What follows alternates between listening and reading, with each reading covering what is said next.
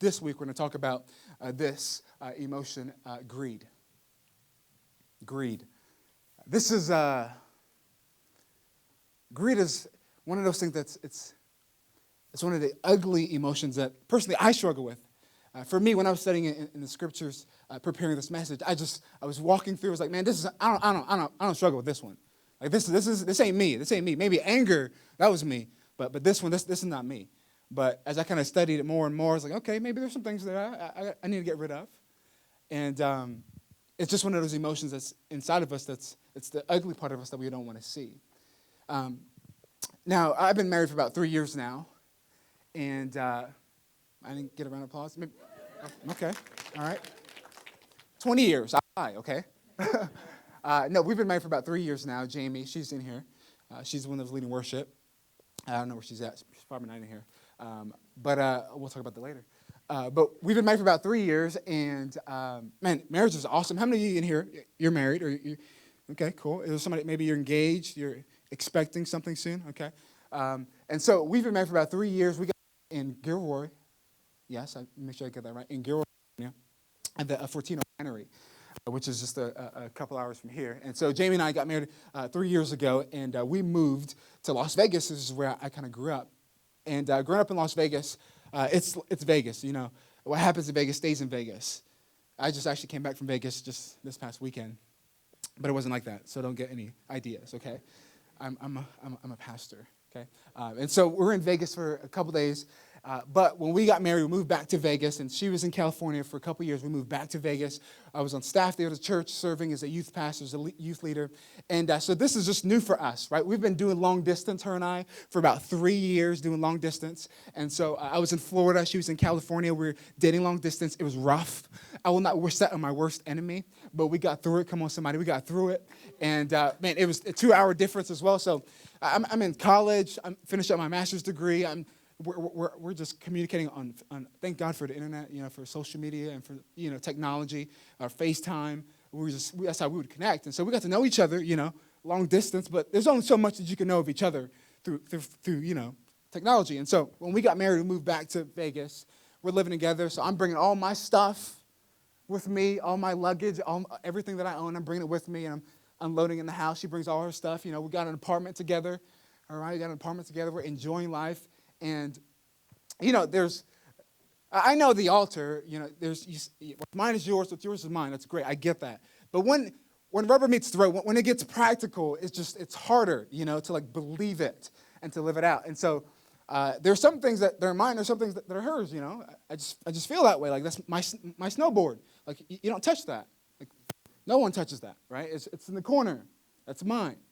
And or her shoes, her stuff, all that stuff, whatever that is, that's hers. I don't touch it. That's cool, right? But for me, like we love food, and so we go to the grocery store. We're figuring like what we're gonna buy. Like we know collectively together, like, hey, this is what we need to eat to survive. Okay, so this is the meals that we have planned for the week, and then there's snacks, right? So I buy snacks. She buy her own snacks. Okay, you touch. Yes, your snacks. This is my snacks. Okay. And so there's this tube of cookies. Come on, somebody. I'm sure you know what I'm talking about, right? There's a tube of cookies that you get from Trader Joe's or something like that. Actually, Trader Joe's don't have it. That's a sin. We need to talk about that. But we get this tube of cookies that we bring it home, and, you know, that's my stuff.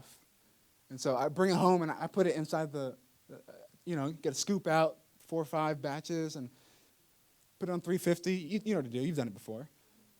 Put it inside the, you know, oven. You're waiting for about 6 minutes. 6 minutes, okay? If you go any longer, it's going to come out a little darker than you hoped it to be, okay? And so we'll put it in for 6 minutes. I come back. 6 minutes over, take it out, sit on the counter, let it, you know. You don't want to jump in right there and then. You want to let it cool down a little bit, okay? I can see you shaking your heads. You know. And so these cookies, man, I'm looking forward to this. I'm going to get ready to enjoy this. And so I put these cookies down, and I go back into the, you know, bedroom. And, of course, I come back a little bit time later, and the cookies are gone. I have a German Shepherd lab. It's not him. It's not Chad, okay? And I know who it was. It was Jamie. And, you know, all of our vows go out the window now, okay? Because those cookies are mine, you know? those are my snacks, okay? You got your snacks, your Cheez-Its are in the corner, in the cabinet. This is my snacks. And that's what greed is, right? And that's subtle, right? Greed is, the idea is like, look, I owe me, right? This is mine. And I'm going to do what it takes for me to get what belongs to me. And that's kind of a subtle, that's, candor of greed is. But really, the definition of greed that we'll look at today is this. Greed is a selfish and excessive desire for more of something than is needed. That's what it is. It's more of something that's needed. A selfish and excessive desire for more.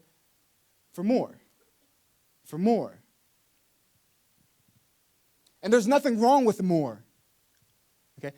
That's a desire that you have, that I have. That's healthy. That's okay. Like, you should want more for your family. You should want more in your life. You should want more in your workspace. You should want more in your areas of influence. That's okay. It's okay to want more. But when more becomes what you live for, that's when it becomes dangerous. And it starts to sabotage our areas of influence and our relationships and the people that we love and enjoy. And those things that we now been craving and have a desire for are now become in front of the people that we love the most. And that selfish and excessive desire begins to run rampant in everything that you love. And that's no fun way to live life. Greed is not a fun way to live life. Because greed is it's this ugly desire that lives inside of us that we carry. And some of us walked in here with greed, with the baggage of greed. We brought it into and we take it, we talked about this last week. What's inside will eventually come out, right? If greed is inside your heart, what's eventually inside is going to come out. If I shake it out, what's going to come out? It's greed. And so it's just going to spill over into our relationships. And so we take greed with us into our next relationship. We take greed with us into our next area of life. We take greed with us into our next influence, our workspace. We take it with us and it spills over into our relationships, into everything that we know and love. You can answer, it's fine. But here's the thing about greed. And this is kind of what we're going to go for the rest of our time remaining, is this. Those who devote themselves to themselves will ultimately have nothing but themselves to show for themselves. It's true. If you devote yourself to yourself, at the end of life, and we're going to see a story right here that Jesus is going to introduce to you. At the end of life, all you're going to have to show for yourself is but yourself. That's it. Everything that you've lived for, everything that you've built, this is a silver platter. Here's me. And we're going to learn here in a story about Jesus. He's going to teach us about this idea of this debt of I owe me, how we can get rid of this baggage of greed. So if you're ready, look at your neighbor and say, I'm ready. I'm ready. Let's try that again. Look at your neighbor and say, I'm ready. I'm ready. So here's the bottom line. People who carry the baggage of greed in their hearts, they fear that God either can't or won't take care of them. And more to the point, but they're afraid that God won't take care of them in the style and the fashion that they've hoped that he would care for them for. And the gap, get this, the gap between what they suspect God will do for them and what they want to be done becomes a major source of anxiety. And so, like rightfully so, that anxiety, that gap, greedy people that carry the burden and the weight and the baggage to sustain that gap.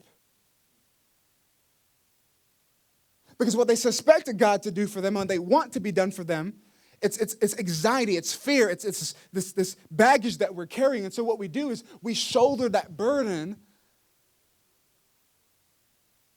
to carry that baggage. We shoulder that burden to provide for every sense of security that we need. And therein lies the problem. Because greedy people will never have enough. There's always a desire for more, because what? More leads to wanting more. And when you carry that baggage, it's going to get heavy. It's going to weigh you down. And it's going to be something that eventually you can't sustain on yourself. And you got to let it go. You got to let it go.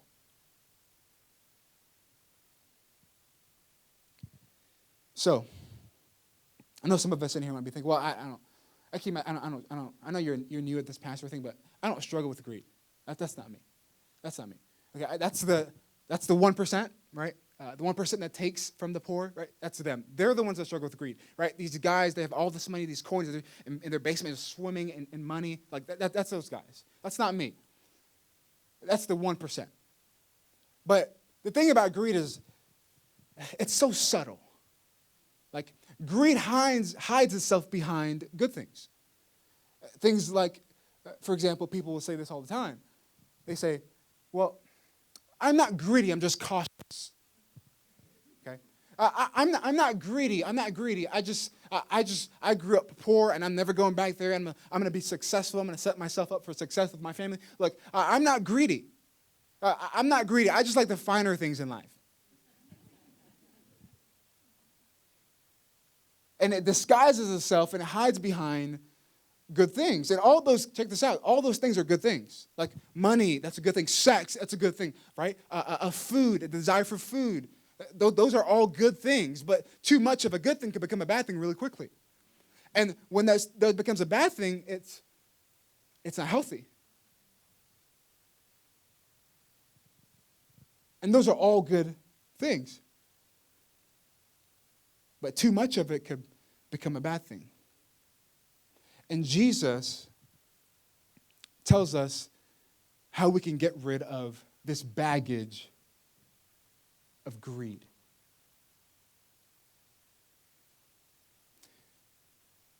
There's a story, there's literally thousands of people. The Bible says they're trampling over each other. Okay, I guess they're trying to get to Jesus because he's Jesus. He's a clutch player, okay? You want to get to him as quickly as possible. Whatever you're struggling with, whatever baggage you have, you want to get to Jesus because he's gonna help you resolve it. And so there's thousands of people. It's literally they're trampling over each other. And there's this a specific guy in the crowd, and he somehow manages to find Jesus. Out of the thousands of people that are there, he somehow manages to find him to get his attention. And he asked Jesus a question. Out of all the questions he could have asked Jesus, okay, out of everything that you and I could ask Jesus, think about it, right? What would you ask him? The first thing you could think, if you've seen him today, what would you ask him? This guy, out of all the questions he could ask Jesus, this is what he asked him. This is what he asked him. He says this. Next verse. He says, next verse, yeah. Nope. Then he said to them, watch out. Thank you, guys, that's my bad. He said, watch out. Jesus is standing there, and all these guys are here. This one guy manages to get his attention. And he looks at Jesus, and he says, I have an inheritance. Tell my brother. I don't think the verse is on there, it looks like. But he says, tell my brother to get me what's rightfully mine. So he comes to him, he finds Jesus. He says, Jesus, my brother, tell him to give me what's rightfully mine. I have an inheritance, and he needs to divide it correctly. So this is the younger brother. He goes to him and says, look, my older brother's not dividing the inheritance between us in the way he's supposed to. And so Jesus looks at him and says, he turns away from this guy. He looks at the thousands of people, and he addresses the crowd now. And just like Jesus, like he wants to address this guy, but he's going to address the crowd because he knows that the crowd is also struggling with something that this guy's struggling with. He says, watch out. Be on your guard against all kinds of greed. Why does Jesus begin his address? Why does Jesus begin his story with a warning? Watch out. Why?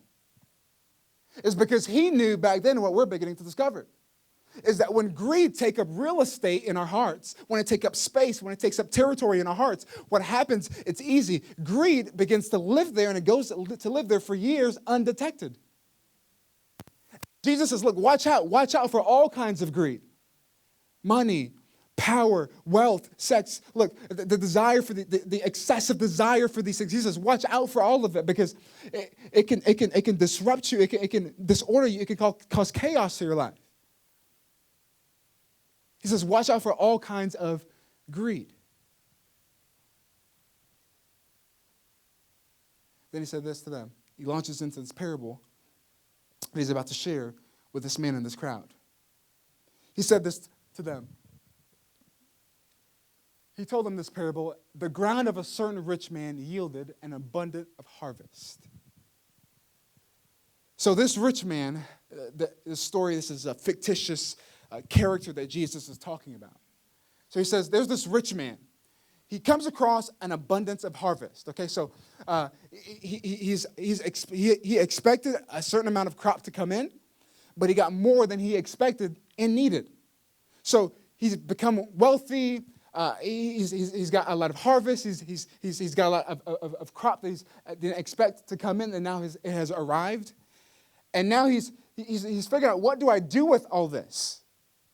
What do I do with all this crop, this harvest that's coming in? He says, you know what? I think I'll know what I'll do. He says, then he said to this is what I'll do. I'll tear down my barns and I'll build bigger ones. And there I will store my surplus of grain. He says, you know what? I've got all this harvest, all this crop that I've recently received, and this is what I'll do. I'll tear down my barns, and I'll build bigger ones. What I currently have, my space of living that I currently have, is not suitable for all of my stuff. So what I'll do is I'll tear it down, and I'll get innovative. And I'll build a bigger barn and a bigger house so that I can fit all of my stuff. You see, he's suffering from what a lot of greedy people suffer with. You know what it is? It's BBS, bigger barn syndrome. It's this idea that, I don't have enough space for what I have, but instead of doing something constructive with it, I'll go out of my way and possibly even into debt, because I feel like this stuff belongs to me. I didn't have it when I was younger. I didn't have it when I was a teenager, or I didn't have it when I was in college. And my kids don't have it, so I want to have it now. Look, so he builds a bigger barn to keep the things that he is hoarding, that he believes is his. And that's the idea. Is that we often assume that the thing that we have, that we've come across of, that's been given to us, that we've worked so hard for, we assume that it's for our consumption only. Right? It's the consumption assumption. Right? Have you heard of this, the consumption assumption? It's the assumption that everything that you have, that you receive, is for your consumption only. And so he builds these bigger barns to store everything that he has that belongs to him.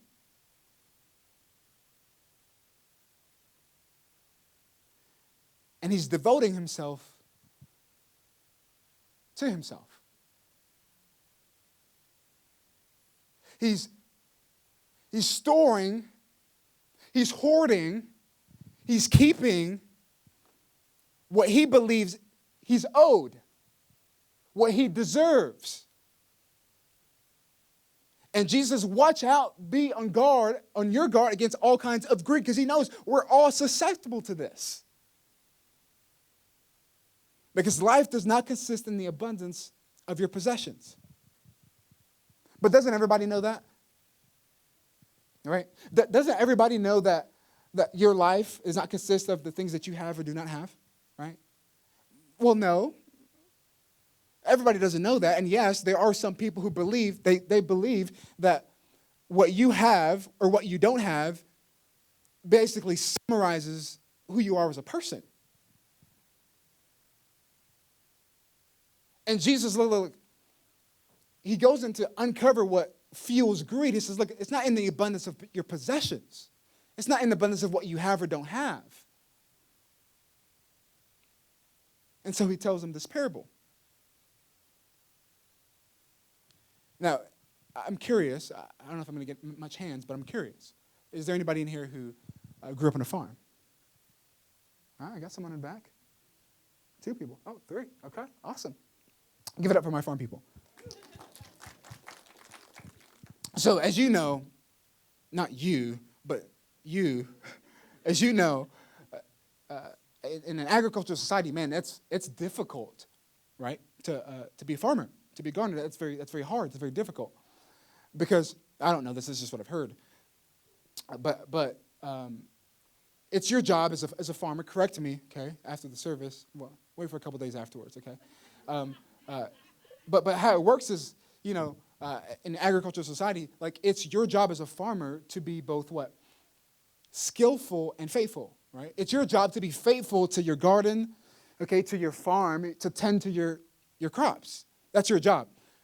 It can't grow without you tending to it, taking care of it, to being faithful, to be consistent in that. And then it's also your job to be skillful as well. So you have to have the tools necessary and the knowledge necessary to be skillful, to bring forth a harvest. That's your job, to be faithful and to be skillful. But those of you as well know this, is that once you're a farmer, like there are some factors that are outside of your control that you have no control over. For instance, like the condition of the weather. You don't control that. We can't control that. And so farmers are constantly at the mercy of the heavens, of whether or not rain's going to come down, whether or not the sun's going to shine. And also the harvest, the soil itself. Like they don't have control over the quality of the soil, of the ground, of how fertile they don't have any control of that. So there are some factors that's outside of their control.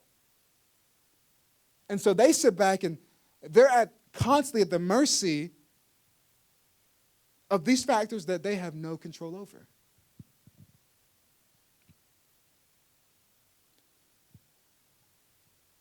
And that's kind of like us. There's some things that you don't have control over. That you're constantly at the mercy of heaven to provide for you, to care for you. And that's a farming illustration. For most of us, we don't understand it, but it's like this. It's like investing in your stocks. Like you could, it's a very educated hypothesis. You can have a good guess and you can ask some friends. But your investment into your stocks, look, it's just a guess. And if you come up on a little bit of extra, that's just sheer luck. That had nothing to do with you. And you would think that this guy realizes this God factor, that yes, I have control of it to be faithful, and yes, I have the control to be skillful, but there's some factors I have no control over. And this man, Jesus, tried to get his attention. He's look, your inheritance, it's yours, but there's something underneath that you're really struggling with. Because what's on the inside would eventually come out. And so he asked, look, tell him to divide my inheritance with me. And see, what's really inside is greed, and Jesus sees that. He sees that's what's underneath it. What's behind it is a quest, and his request is a quest for more. It's a quest for greed. And Jesus tries to get his attention and says, look, there are some factors that you have no control over, that you're at the mercy of.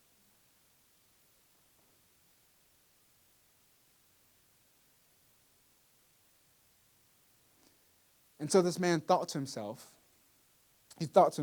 well, I know what I'll do.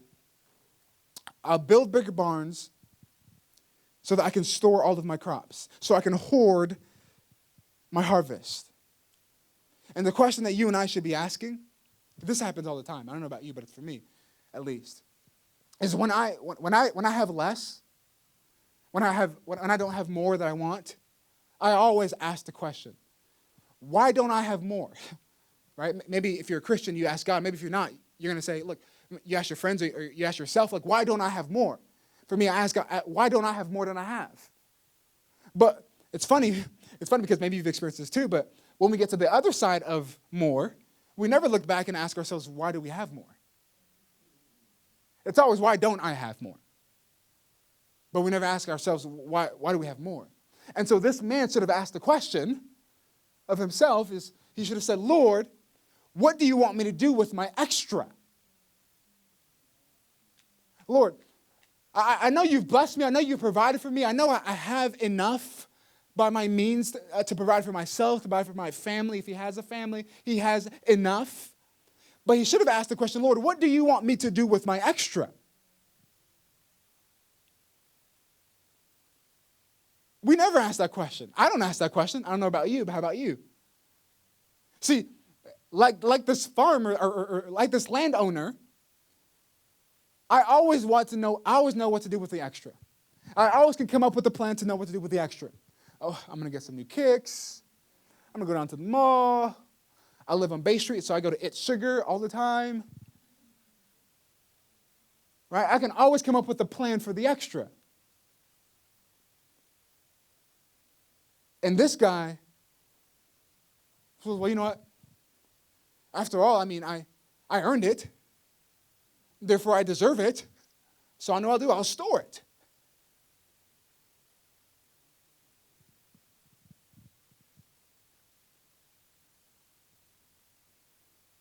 But Jesus is getting ready to tell this man something that he wasn't expecting. He was presuming on time that he thought he had. He was presuming on something that he thought that, eventually it'll come to me. He has all this extra that he has, and he says, I'll store it, I'll hoard it, I'll save it for myself, and I'll kick back and I'll relax. Look, he basically can retire. Like, we would look at this guy today like, man, that guy is smart. He built bigger, he's innovative. He built bigger barns. Like, come on, somebody. Like, this guy, he's got it together. In fact, he would be considered a role model. I would double tap on Instagram. I would follow him. He's a role model. I'm going to build my life after him. He's retired. He's kicked back.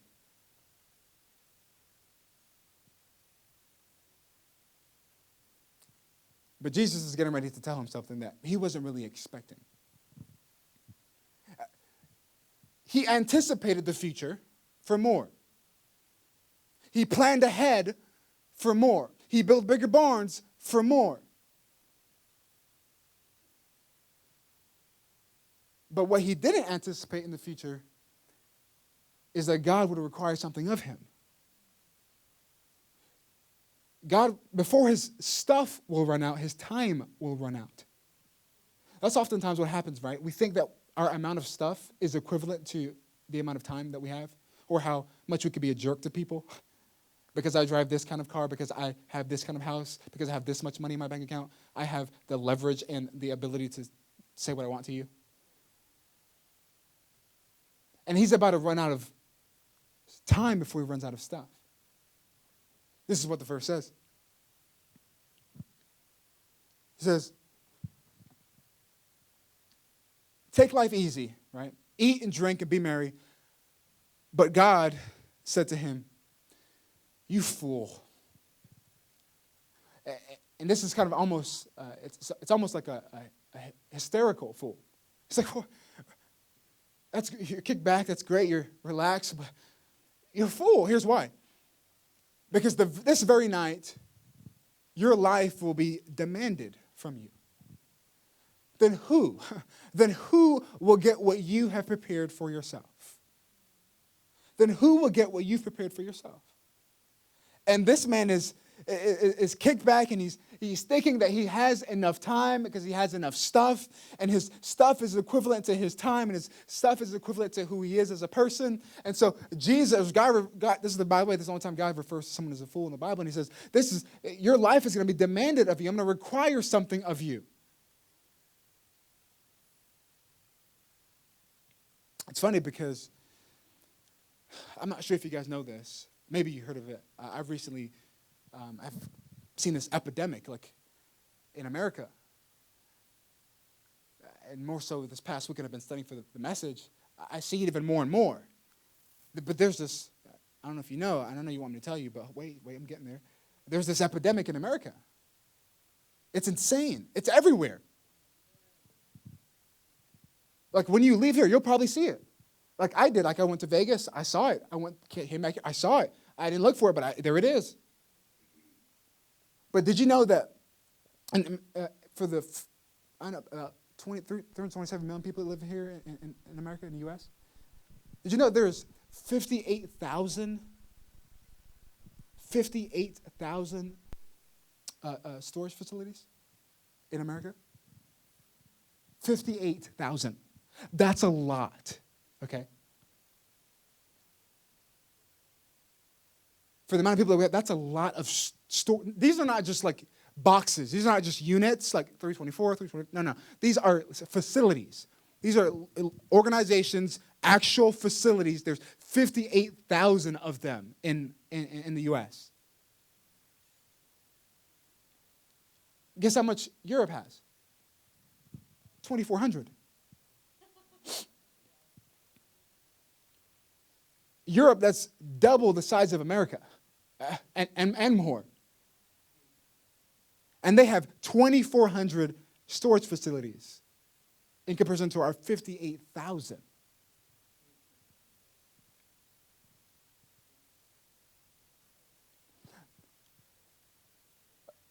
Okay. I'm trying to help you understand a little bit how much that is.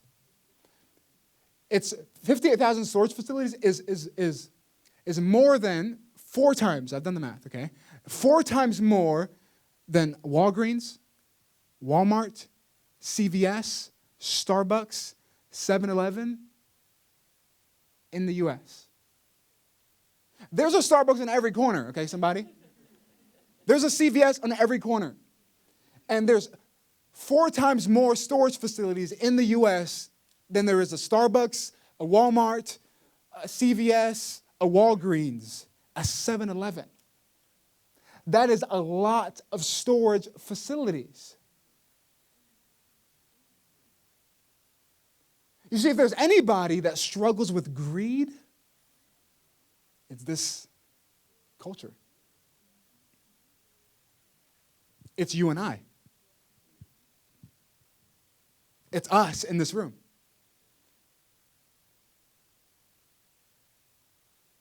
And Jesus looks at this man and says, look, I'm going to require of you your life, and you're going to lose your life before you lose your stuff.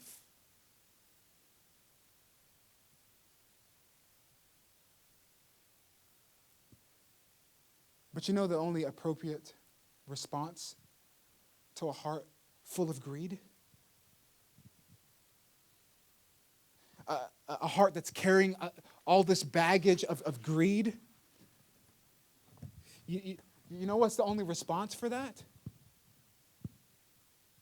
It's generosity.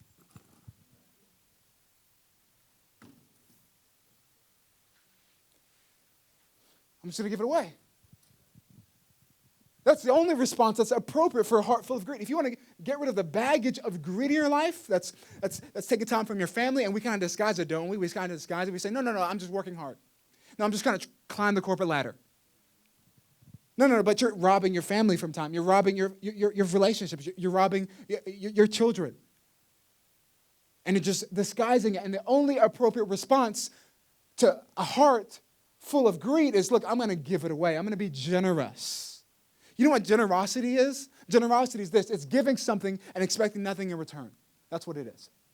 It's saying, you know what I have, I'm going to leverage and I'm going to give away so that I don't want anything in return. It doesn't matter what you do in response to my generosity. I'm going to respond regardless of what you do with it. I'm going to give it away because I know that's what I'm supposed to. I know because I have a heart that's greed, that it's prone to this propensity towards having more stuff. And I'm going to give it away.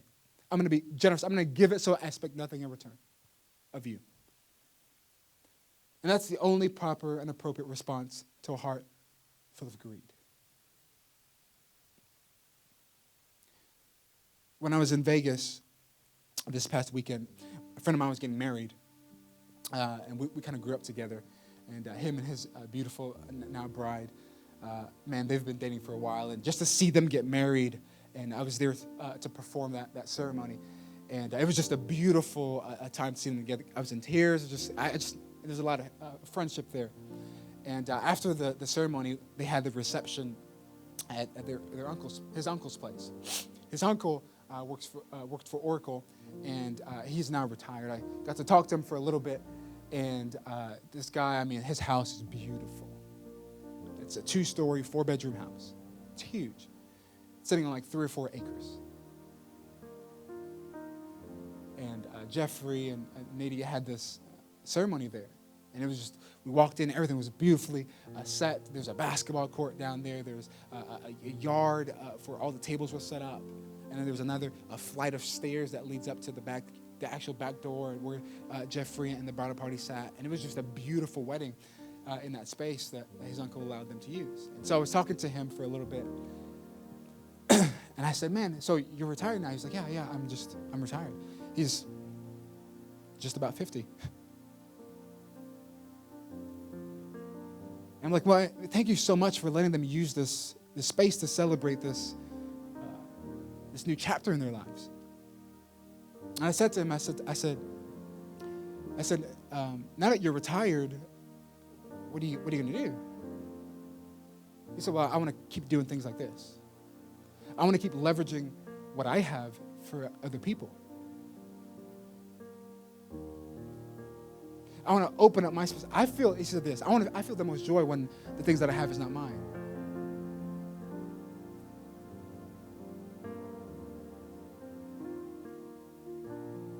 You know, that's what generosity is all about. It's taking what's yours and opening it up for others. Because those who devote themselves to themselves have nothing to show for themselves but themselves. But if you devote yourself to more than yourself, ultimately, you have more than yourself to show for yourself.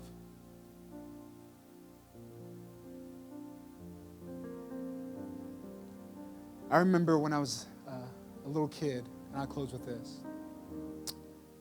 When I was a little kid, I had a good friend, his name is Anthony. And he had 2 little sisters, and we grew up in Vegas, so there's not much water there.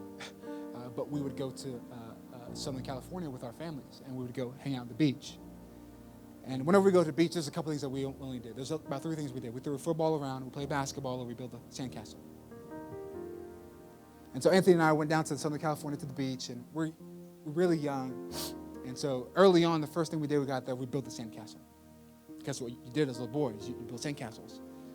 And you know, as a kid, your imagination is wild, right? So you got not only just a sandcastle, but you got like fireproof alligators surrounding your sandcastle because no one's getting in, right?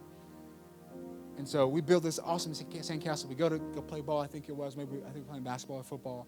We come back, and his little sister kind of knocked down half of our sandcastle. And then the tide also knocked down some of the sandcastle. When we came back, I was like, man, our castle it's been destroyed. And we're upset. And we're going to build it again. And of course, we build it again. You know, the next time we went out to that beach, again, a year and a half later, you know, the sandcastle wasn't there. And that's the thing, isn't it? Look, you can live your life for you and build your kingdom and build your sandcastle and be kings and queens of sandcastles. You could do that. Or you could be generous. And you can leverage what you have to build for the lives of other people. One of the things here at Storyline is that, look, we're generous with everything that we have. And please don't hear me saying this. Look, the way to be generous is not to give to a church. Look, the way to be generous is to give generously, right? Giving to a church is just a way to be generous. We give through a church to God. And it's just a way to give. It's not the way to give. And I want to encourage you, look, to get rid of that heart full of greed. Look, don't build your sandcastle. Don't become kings and queens of your sandcastle. Look, go build something else for someone else. Because if you devote yourself to more than yourself, you have more than yourself to show for yourself.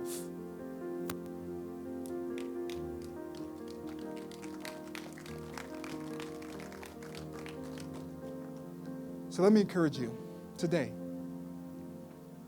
tomorrow, when you go to work, when you're at home, with your family, how can you be generous? How can you let go of that baggage of, hey, I owe me, no. But how can I leverage what I have and give and not expect anything in return? So let me pray for us. God, thank you for who you are. Thank you for your grace.